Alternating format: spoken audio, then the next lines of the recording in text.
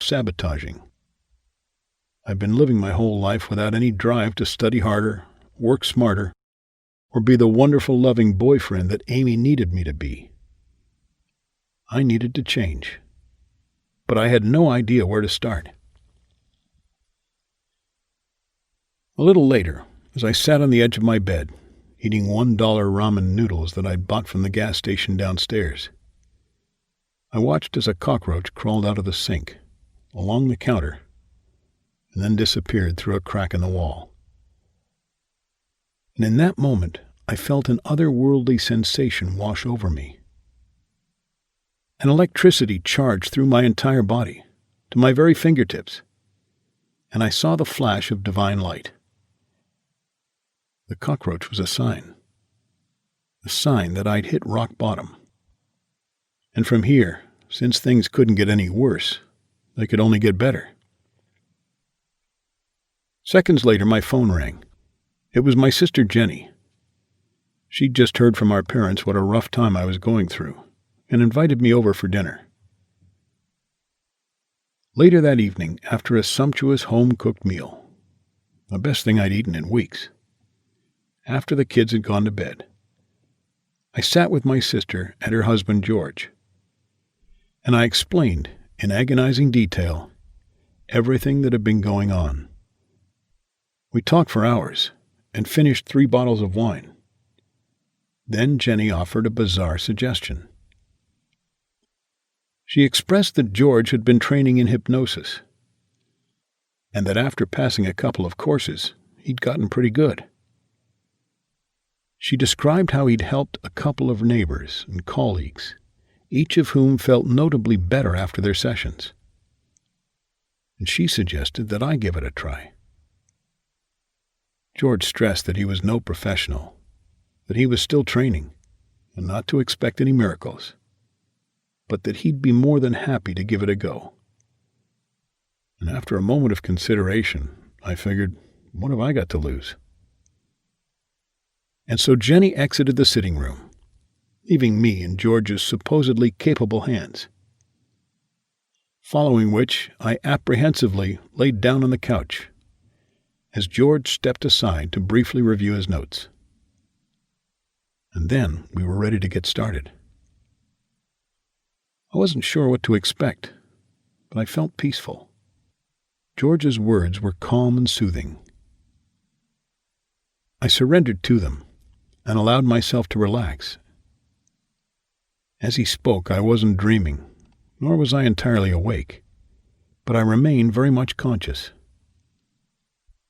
Right away, I could feel some sort of shift taking place inside of me. Then, in what felt like no time at all, George roused me from my trance-like state, and I was back in the room. At first, I didn't feel too different, and for a moment, I wondered if it had all been just a silly waste of time. But as soon as the next day, I noticed positive changes in my life. I hopped out of bed with more energy than usual, and my outlook for the day was far brighter. The overwhelming sense of sadness that I'd been feeling about losing Amy and my job was almost gone, and I was eager to get out and make the most of my day. I paced down to the gas station to grab something quick and easy for breakfast, and I had a sudden urge to purchase a scratch card at the counter. When outside, after taking a sip of my coffee and a few bites of my bagel, I took a quarter to the scratch card. 1 gold bell, and another, and another. 3 gold bells? I'd won $500. I couldn't believe it. The impulse purchase of a $1 scratch card had made me $500. I was over the moon. I didn't think that my day could get any better, and it wasn't even 9 a.m. Then I jumped on the bus and took a seat at the back.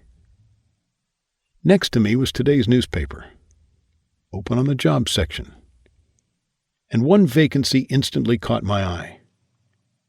In fact, it damn near jumped out of the page at me.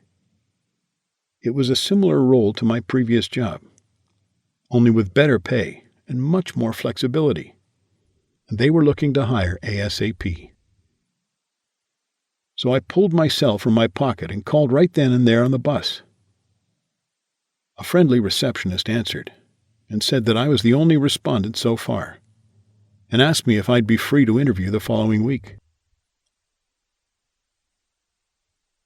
My day went on in that same manner, smiling faces and open doors.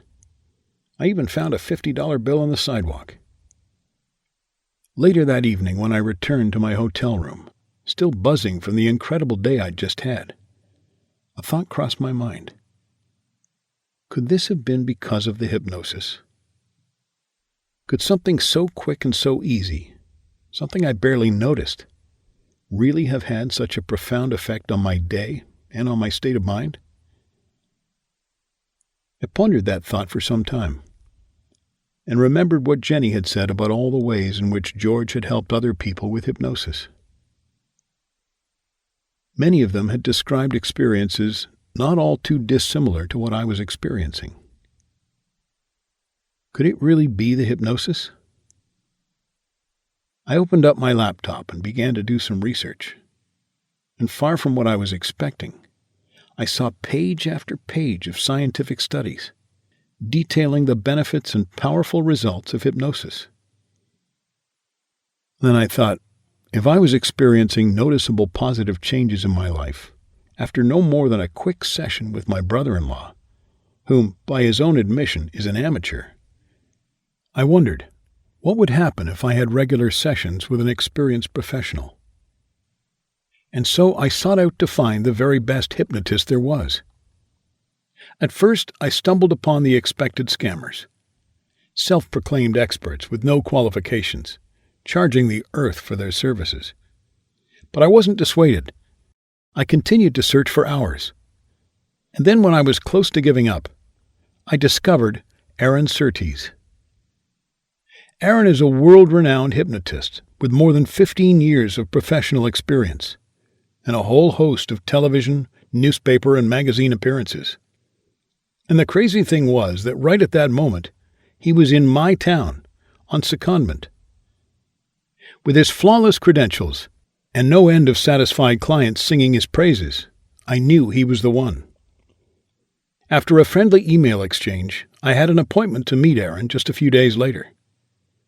When the day finally arrived and I was making my way to his building, I was once again overcome with a feeling that meaningful change was about to occur. A burst of energy fizzed through every atom in my body, and then I had arrived. Aaron greeted me warmly, and after a customary exchange of pleasantries, I was on his couch and we were ready to begin. Aaron's words came softly, as though from an enlightened being, and although I'd been hypnotized once before, something felt different this time. Serenity washed over me as I sank deeper into Aaron's words. I felt wonderfully calm but awake. Moments later, as I arose from my daze, I felt lighter and brighter than I had done before, though still very much myself. And when I left Aaron's office, I really wasn't sure what to expect. But it wasn't long before I began noticing the profound effects of the hypnosis. In the days and weeks and months that followed, my life was entirely transformed. And with each session we had together, the positive effects seemed to increase exponentially. I felt as though I had an energy field around me, or some kind of a magnetic aura that was drawing wealth inward. And with every decision I made, things seemed to fall perfectly into place. Luck was continually on my side. I was hired on the spot at the first interview I attended, and I thrived in that role, making good money, and I was promoted at an unprecedented pace to a managerial position. But outside of work, I was able to manifest money in no end of unexpected ways. I had access to a seemingly limitless supply of wealth that I could spend on whatever I wanted. Money to move into a nice apartment, buy the latest iPhone, and upgrade my trash heap of a car to a shiny new McLaren.